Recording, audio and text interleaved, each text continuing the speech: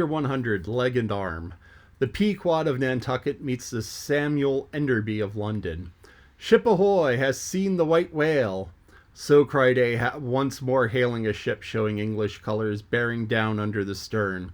Trumpet to mouth, the old man was standing in his hoisted quarter-boat, his ivory leg plainly revealed to the stranger captain, who was carelessly reclining in his own boat's bow. He was a darkly tanned, burly, good-natured, fine-looking man of 60 or thereabouts, dressed in a spacious roundabout that hung round him in festoons of blue pilot cloth, and one empty arm of his jacket streamed behind him like a broidered arm of a hussar's surcoat. "Hast seen the white whale? See you this," and withdrawing from the folds he had hidden it, he held up a white arm of sperm whale bone terminating in a wooden head like a mallet. "Man my boat," cried Ahab impetuously, and tossing about the oars near him. "Stand by to lower."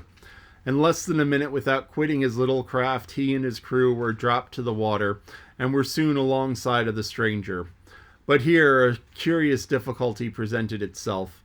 In the excitement of the moment, Ahab had forgotten that, since the loss of his leg, he had never once stepped on board any vessel but his own, and then it was always by an ingenious and very handy mechanical contrivance, peculiar to the Pequod, a thing not to be rigged and shipped in any other vessel at a moment's warning. Now it was no very easy matter for anybody, except those who are almost hourly used to it like whalemen, to clamber up a ship's side from a boat in the open seas. For the great swells now lift the boat high up toward the bulwarks, and then instantaneously drop halfway down to the kelson. So deprived of one leg, and the strange ship of course being altogether unsupplied with the kindly invention, Ahab had now found himself abjectly reduced to a clumsy landsman again, hopelessly eyeing the uncertain, changeful height he could hope to attain. It has been before hinted, perhaps, that every little untoward circumstance that befell him, and which indirectly sprang from his luckless mishap, almost invariably irritated or exasperated Ahab. And in the present instance, all this was heightened by the sight of the two officers of the strange ship leaning over the side, by the perpendicular ladder of the nailed cleats there, and swinging toward him a pair of tastefully ornamented man-ropes, for at first they did not seem to bethink them that a one-legged man must be too much of a cripple to use their sea-banisters. But this awkwardness only lasted a minute, because the strange captain, observing at a glance how affairs stood, cried out, I see, avast there! Jump, boys, and swing over the cutting tackle." As good luck would have it, they had a whale alongside a day or two previous, and the great tackles were still aloft, and the massive curved blubber hook, now clean and dry, was still attached to the end. This was quickly lowered to Ahab, who at once, comprehending it all, slid his solitary thigh into the curve of the hook.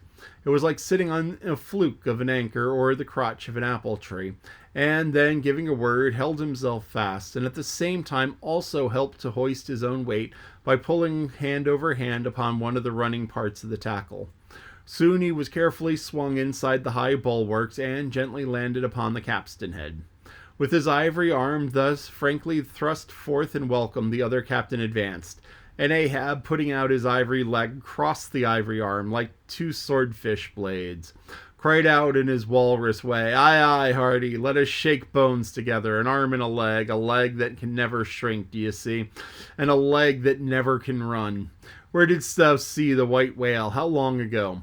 "The white whale," said the Englishman, pointing his ivory arm toward the east, and taking a rueful sight along it, as if it had been a telescope. "There I saw him on the line last season."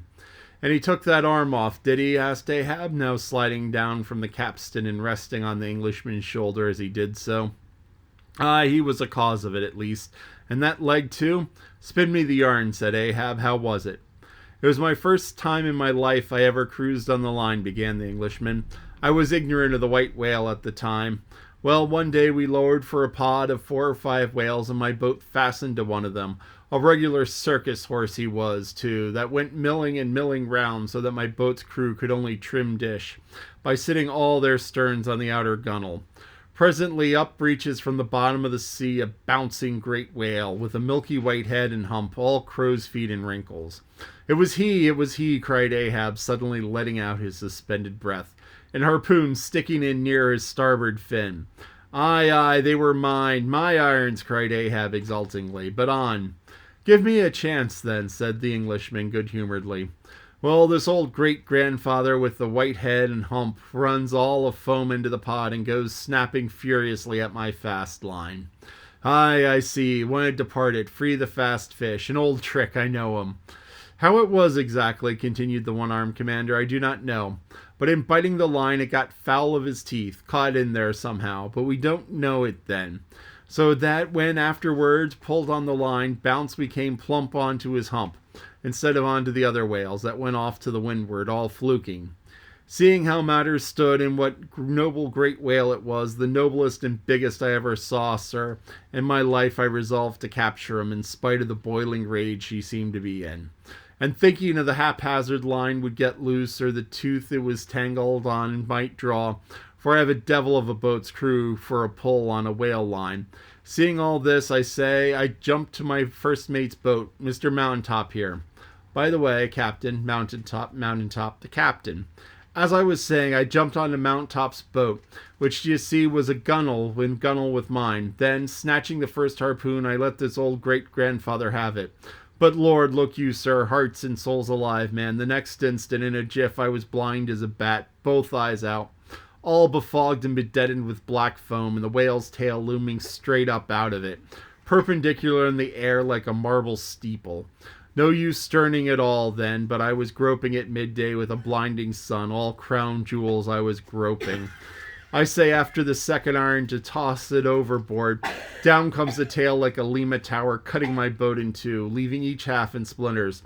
And flukes first, the whale backed through the wreck as though it was all chips. We all struck out. To escape his terrible flailings, I seized hold of my harpoon pole sticking in him, and for a moment clung to that like a sucking fish. But a combing sea dashed me off, and at the same instant the fish, taking one good dart forward, went down like a flash, and the barb of that cursed second iron towing along near me caught me here, clapping his hand just below his shoulder. Yeah, caught me just here, I say, and bore me down to hell's flames. I was thinking when all of a sudden, thank the good God, the barb ripped its way along the flesh, clear out the whole length of my arm, came out nigh my wrist, and I floated up. And the gentleman there will tell you the rest. By the way, Captain, Dr. Bunger, the ship's surgeon, Bunger, my lad, the captain. Now, Bunger boy, spin your part of the yarn. The professional gentleman, thus pointed out, had all the time been standing near them, with nothing specific visible, to denote his gentlemanly rank on board. His face was an exceedingly round but sober one. He was dressed in a faded blue woolen frock or shirt and patched trousers, and had thus far been dividing his attention between a marlin spike he held in one hand and a pillbox in the other, occasionally casting a critical glance at the ivory limbs of the two crippled captains. But at his superior's introduction of him to Ahab, he politely bowed and straightway went to his captain's bidding. It was a shocking bad wound, began the whale surgeon, and taking my advice, Captain Boomer here, stood our old Samuel Enderby is the name of the ship, interrupted the one-armed captain, addressing Ahab. Go on, boy. Stood our old Sammy off to the northward to get out of the blazing hot weather there on the line. But it was no use. I did all I could, sat up with him nights, was very severe with him in the matter of diet. Oh, very severe, chimed in the patient himself, then suddenly altering his voice. Drinking hot rum toddies with me every night till he couldn't see to put on the bandages, and sending me to bed, half seas over, about 3 o'clock in the morning. Oh, ye stars, he sat up with me indeed, and was very severe in my diet. Oh, a great watcher, very dietetically severe, is Dr. Bunger. Bunger, you dog, laugh out, why don't you? You know you're a precious jolly rascal. But heave ahead, boy, I'd rather be killed by you than kept alive by any other man. My captain, you must have ere this perceived, respected sir, said the imperturbable, godly-looking Bunger, slightly bowing to Ahab, is apt to be facetious at times. He spends us many clever things of that sort. But I may as well say, en passant, as the French remark, that I myself, that is to say, Jack Bunger, late of the reverend clergy, am in strict total abstinence, man. I never drink. Water, cried the captain. He never drinks it. It sort of fits him. Fresh water throws him into the hydrophobia. But go on with the arms story. Yes, I may as well, said the surgeon coolly. I was about observing, sir, before the Captain Boomer's facetious interruption, that spite of my best and severest endeavors, the wound kept getting worse and worse. The truth was, sir, it was an ugly gaping wound as a surgeon ever saw, more than 2 feet and several inches long. I measured it with the lead line. In short, it grew black. I knew that it was threatening and it came off, but I had no hand in shipping that ivory arm there. That thing is against all rule, pointing at it with the marlin spike. That is a captain's work, not mine. He ordered that carpenter to make it. He had that club hammer there put at the end to knock someone's brains out with, I suppose, as he tried mine once. He flies into diabolical passions time. Do you see this dent, sir? Removing his hat and brushing aside his hair, exposing a bowl-like cavity in his skull, which bore not the slightest scarry trace, or any token of ever having been a wound. Well, the captain there will tell you how it came to be. He knows. No, I don't, said the captain, but his mother did. He was born with it. Oh, you solemn rogue, you bunger. Where was there ever such a bunger in the Waterloo world? Bunger, when you die, you ought to die in a pickle, you dog. You should be preserved to future ages, you rascal. What became of the white whale now? Cried Ahab, who had thus far been impatiently listened to this byplay between the two Englishmen. Oh, cried the one-armed captain, oh yes. Well, after he sounded, we didn't see him again for some time. In fact, as I before hinted, I didn't know what whale it was that had served me such a trick, to some time afterwards, when, coming back to the line, we heard about Moby Dick, as some call him, and then I knew it was he. Didst thou cross his wake again? Twice, but could not fasten? Didn't want to try to. Ain't one limb enough? What should I do without this other arm? And I'm thinking Moby Dick doesn't bite so much as he swallows. Well then, interrupted Bunger, give him your left arm for bait to get the right. Do you know, gentlemen, very gravely and mathematically bowing to each captain in succession, do you know, gentlemen, that the digestive organ of the whale are so inscrutably constructed by divine providence that it's quite impossible for him to completely digest even a man's arm? And he knows it too. So what you take for the white whale's malice is only his awkwardness. For he never means to swallow a single limb. He only thinks to terrify by feints. But sometimes he's just like the old juggling fellow, formerly a patient of mine in Ceylon, that making believe swallowed jackknives once upon a time let one drop into him in good earnest, and then there it stayed for a good 12 months or more.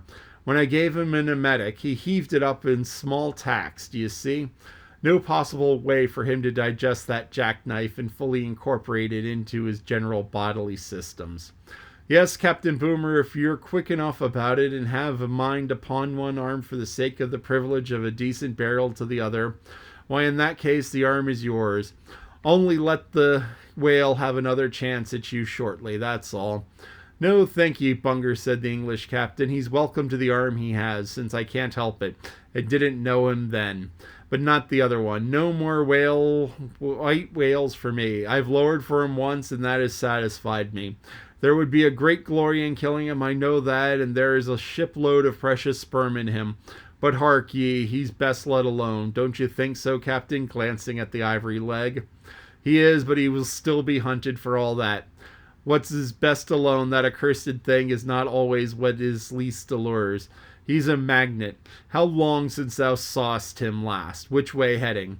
Bless my soul and curse the foul fiends, cried Bunger, stooping, walking around Ahab, and like a dog, strangely snuffing. This man's blood. Bring the thermometer. It's at the boiling point. His pulse makes these planks beat, sir. Taking a lancet from his pocket and drawing near to Ahab's arm. Avast! roared Ahab, dashing him against the bulwarks. Man the boat. Which way heading? Good God, cried the English captain to whom the question was put. What's the matter? He was heading east, I think. Is your captain crazy? Whispering Fedallah. But Fedallah, putting a finger on his lip, slid over the bulwarks to take the boat's steering oar, and Ahab, swinging to the cutting tackle towards him, commanded the ship's sailors to stand by to lower. In a moment he was standing at the boat's stern, and the Manila men were springing to their oars. In vain the English captain hailed him. With back to the stranger's ship and face set like flint to his own, Ahab stood upright till alongside the Pequod. This is the end of chapter 100. So here we have the Pequod running into another boat. And this boat is captained by a man who lost his arm to Moby Dick. Now, it was lost sort of indirectly because what happened was they mentioned how there's two harpoons tied to a single line. And the idea is you throw one quickly, throw the other, and both get taken by the whale and both hold on to the whale. If one gets loose, the other one still holds. Great idea. But as he said, that you throw one, and if you can't get the second one in the whale, you toss the second one overboard so that it doesn't go whipping around and stab somebody as, the whale takes off. Well, what happened in this case was he got the first one into Moby Dick, and then Moby Dick smashed the boats. And so everybody was in the water with the whale and the harpoon, and everything was going down. And then Moby Dick dove, and the harpoon flailed and caught the captain in the arm. And the harpoon, and was in the process of taking the captain down 1,000 feet to where, nobody can live at 1,000 feet. That would kill him. But, then the harpoon's in his arm, and eventually the harpoon tears free and tears out the whole arm. Or it tears out the flesh on the whole arm. And the captain makes his way back to the boat, and he sets up with the doctor, and the doctor's like, bandage it, try and keep it clean, try and keep it... But he said it went black. Now, black, when the flesh goes black like that, it's a sign of something called gangrene. And gangrene is where the flesh starts rotting, and there's no blood flow to the flesh, and it just starts rotting off, and it smells absolutely horrible. And it's an infection. And when skin or when flesh gets infected like that, if it can't be treated right away, and often, even in modern times, once it gets to gangrene, people end up losing limbs. Often with diabetics, if they don't keep good track of their feet, they can get wounds on their feet which don't properly heal because diabetics don't heal as well as normal people. So people don't heal as well as people without diabetes because one of the many things that it does is it slows down the healing process. So quite often you have people who end up losing limbs to diabetes because they end up with a wound and it isn't properly taken care of, and it gets gangrene and then it comes off. Now, I have had injuries on my feet that have been caused by walking and not taking care of the blisters, and I've never lost any limbs or anything like that, but I've had wounds that required lots and lots of care to get them healed up. And most of the people in the wound clinic who were being treated at the same time I was were in there with diabetes. So anyway, the captain had this massive wound in his arm, and this is well before antibiotics. This is 70 years before antibiotics were invented. So if you had an infection, you had an infection, and you dealt with it, and if you didn't deal with it, you died. So here you had the captain who had a wound, and they were like, okay, we're going to treat it for a while now, but, flesh is dying, we've got to cut off the arm. So they cut off the arm, and the captain's like, I need a new arm. And he had one made out of whalebone because that's what Ahab did, and that's apparently what these whalemen did. It's like, okay, you cost me that. I'm going to, it's kind of like a mark of office that it's like, okay, it was a whale that did it to me, and I'm going to do it to the whale. So Moby Dick is out there, and the other captain said he had several harpoons in his side. And, at least one of them belongs to Ahab. Or at least Ahab thinks at least one belonged to him. And this is a whale that has been speared many, many times. So this is very, very dangerous whale, obviously. Something else. It talked about how anytime Ahab ran into something he couldn't do because of his injury, that it annoyed and exasperated him. And let me say that physical limitations can be really, really annoying. When I was recovering from my pneumonia, and I got tired out quickly, and I wasn't allowed to walk, and I wasn't allowed to, do whatever. It was like, it was frustrating. It was hell having to sit in a wheelchair.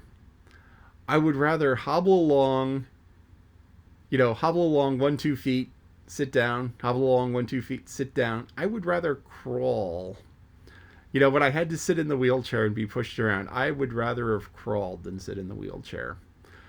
Especially because the wheelchairs that they had at the hospital there, they were set up in such a way that the push bar in the back was a brake, which is a nice safety feature. So, if you're not pushing on the wheelchair and you let go, the wheelchair stops because the wheels are braked. But the problem is that if you're in the wheelchair, you can't move it even by like scuffling your feet along, because wheelchairs, you can move around somewhat by scuffling your feet along if you can't roll the wheels.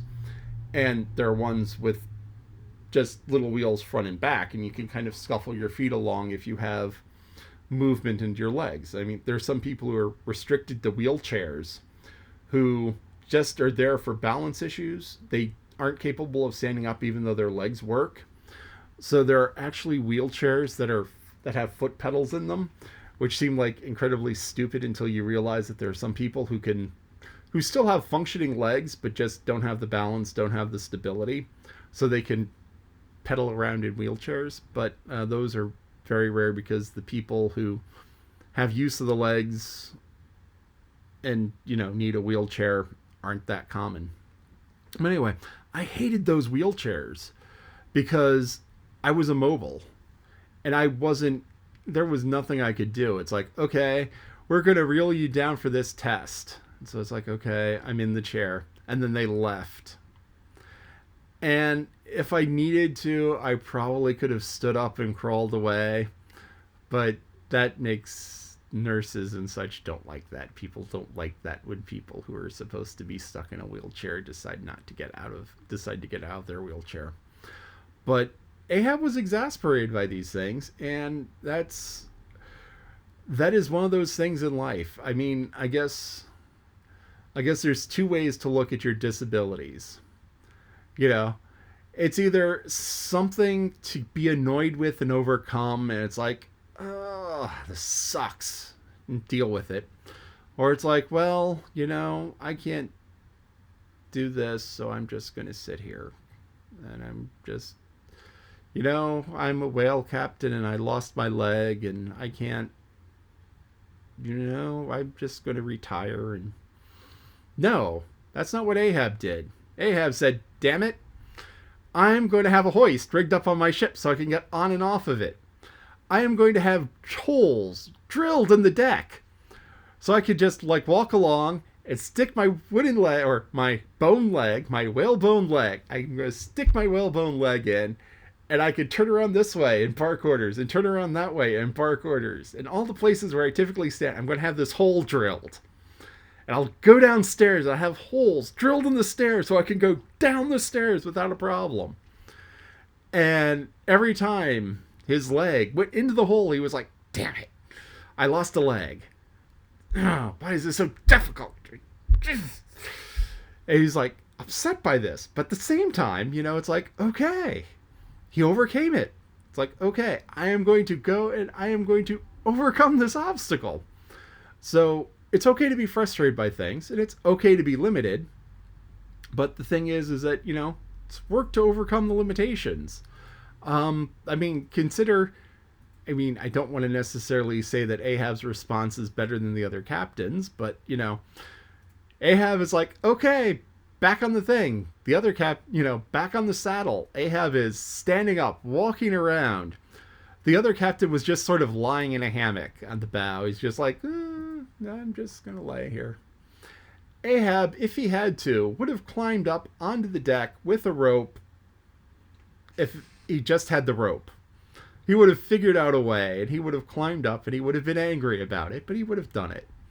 And fortunately, they had the cutting tackle, and he just kind of rode up, just like his hoist. But, he made his way. And his anger towards the white whale is probably not wise, but at the same time, he's like, somebody's going to hunt it. Might as well be me.